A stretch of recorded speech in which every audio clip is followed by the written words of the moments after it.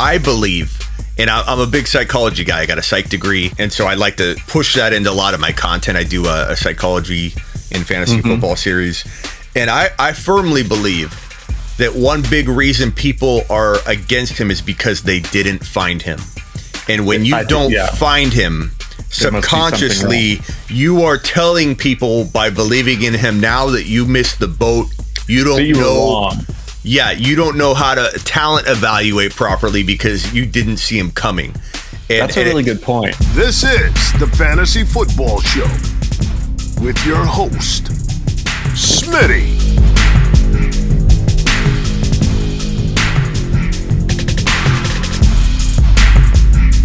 Top 5 running back. You're watching the Fantasy Football Show. I'm Smitty. Take a lap.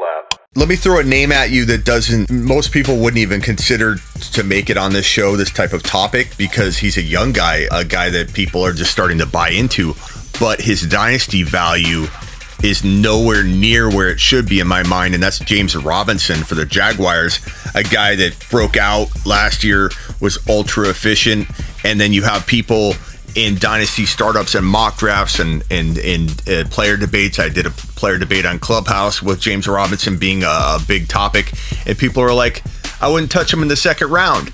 And I'm like, okay, redraft, he's going like 11, 12, 13, 14, depending on the pool of people you're drafting with. And then all of a sudden in dynasty, it's like no one will go near him.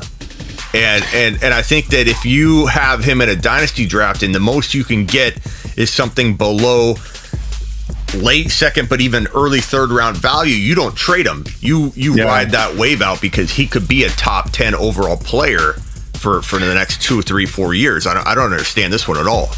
I don't either. I think people are kind of being a snob when it comes to draft capital. If a running back's undrafted or if he's drafted late, there's a lot of history of these players not panning out. There's a really big history. It's usually, first, second, and third round running backs. The running backs taken on the first 2 days, they have that track record of producing. Whereas James Robinson, being an undrafted one, people are just uncertain. They think that they're going to draft somebody and that person's going to replace them. But I think once these players actually prove themselves, and he absolutely did that last year, I think we have to give them a little bit of the benefit of the doubt. And he's somebody I'm not trading away. Like if the most somebody's going to give me, which I think might be, like a late first, I'm not trading him for that. He was, what was he, the RB6 last year, even with 2 games missed? Yeah, I mean, he had 1,000 yards. He had 10 total touchdowns. And here's the thing too. A big argument you always hear about him is the Jaguars. He's on a horrible team. Well, he did all that on a horrible team. I mean, he scored 10 touchdowns on a bottom 5 scoring team. Like things are only going to go up from there. Yeah, so he had his stats were 1070, 240 times he ran the ball. 10 total TDs. He had 4 100-yard games. He had 49 receptions for 344 yards. And that's the impressive thing. 49 receptions. What's most impressive is 14 games. He did that in 14 games. And I'm bitter about him. I'm actually bitter about him for 2 reasons. One, I actually drafted him in the last round of a rookie draft, and then I ended up dropping him in a dynasty league. So I didn't get a benefit from any of that stuff. I'm glad you mentioned that because I think that's a good, this is what I've been saying, and I had this debate on Clubhouse when we were talking about it. I believe, and I'm a big psychology guy, I got a psych degree, and so I like to push that into a lot of my content. I do a psychology in fantasy football series, and I firmly believe that one big reason people are against him is because they didn't find him. And when you don't find him, subconsciously, you are telling people by believing in him now that you missed the boat. You don't know. Yeah, you don't know how to talent evaluate properly because you didn't see him coming. That's a really good point. And it's subconscious. You don't. I'm not saying people are that aware of it. It's a subconscious level type thing. You're like rooting against him so that you're like, okay, I wasn't that off. I missed 1 year, but I knew. That's why I didn't see it. And it's weird.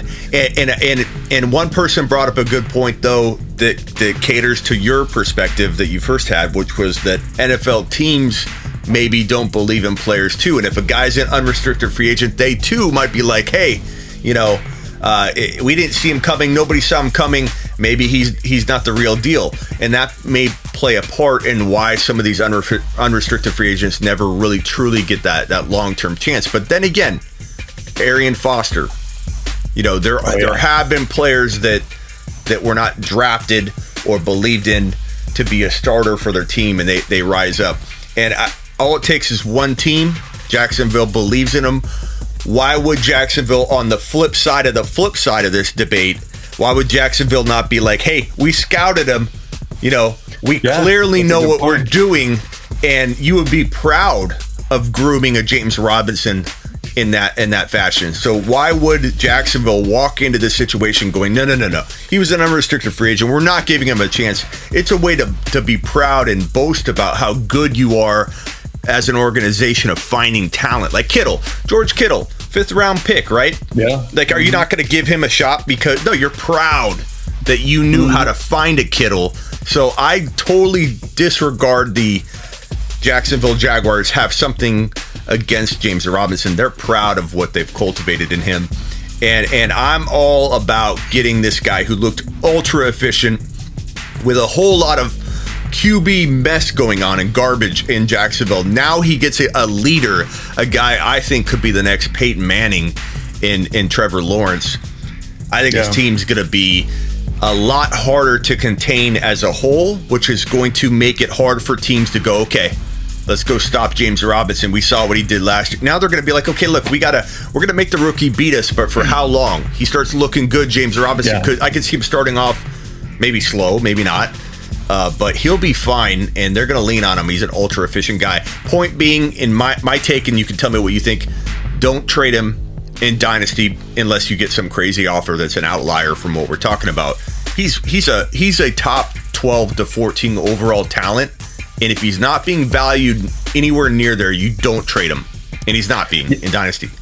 Yeah, I don't think I don't know any leagues where you're going to get what he's worth. Right. I think everybody that's going to try to get him. You brought up some good points about the psychology of it. I hadn't really thought about that, but it is true. When I miss on a guy, it's like subconsciously I feel like I'm like rooting against them the next season. Yeah, we all do it. Like how hard was it to buy into? I'm not saying I love Justin Jefferson, to be honest, but I did too. But how hard was it to buy in to how good he was playing as a rookie if you didn't own him and you're like, somebody made you an offer like, I'll give you Justin Jefferson for this bigger name guy like Galladay in the beginning of the year? You're like, no way, why would I do that? Galladay, like it takes a while for you to accept a transition that happens faster than even you think it. Even if you like the guy, you're like, he's a rookie, he can't do it that quick.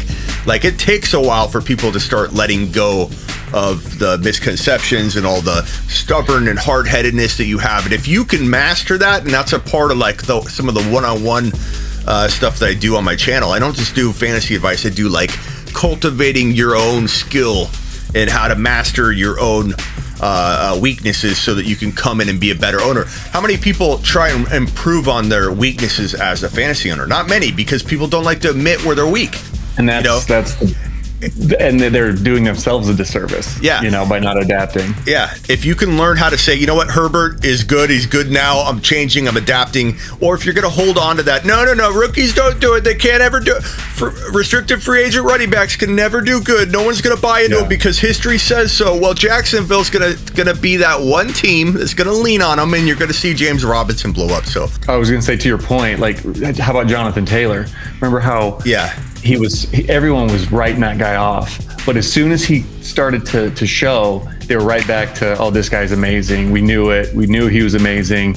Whereas James Robinson was good all season. I remember him in DFS. Mm-hmm. He was literally a locked-in play in DFS every week, and yet it's like he did all of that, and still everybody at the end of the season's just like, I don't know, sell. I'm looking to get out from under him, and it's like I wouldn't. I would just hold on to that guy. Hey, Clyde Edwards Helaire, probably another guy we should talk about not selling in Dynasty.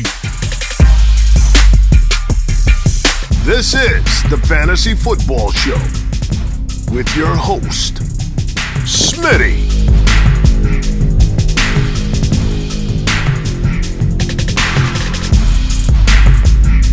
Top 5 running back. You're watching the Fantasy Football Show. Smitty.